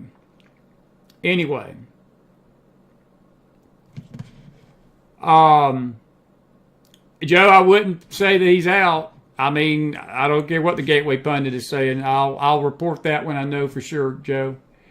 But he's the best option for Ukraine, according to Kissinger. Bunch of clowns. All right, guys. Listen, have a good night. I will see you over the weekend next, probably Sunday morning meeting time. We're going to be off tomorrow. We have been giving you everything we've got this week. Now, in the event of something major happening, we will be back briefly tomorrow night. It may be late, but no show tomorrow, no guest. And we'll update you as we can. No Bible study in the morning. We have give you almost 6 shows in 4 days, which is not bad. I take it back, more than that, maybe close to 8. Yeah, close to 8. It's not bad for 4 days. And we're going to take a break over the weekend. Sunday morning we'll be back, and then next week we'll be right back at it Monday, right on through the week. And we hope that you'll be with us for each night. And Marcia Montenegro will be back next Thursday night. Listen, I love you. Stay with the Mac Files. We got a brand new news channel coming and a new website soon, hopefully, and to have the headlines and so forth. But whatever you do, pray for the peace of Jerusalem. Pray for folks like Gidon, Ariel. And we love you guys tonight. Thank you all for being with us. Thank you for being with us this week. We hope this coverage has encouraged you. And we've kept you informed and encouraged, fired up. Pray for the peace of Jerusalem, folks. Watch who you listen to. Stay out of these chat rooms with this nonsense. Stay on the course. Stay focused. Keep your head on a swivel. be sober, vigilant, and of a sound mind. And we'll get through this together. All right? Have a good night, everybody. Be blessed. Have a good one.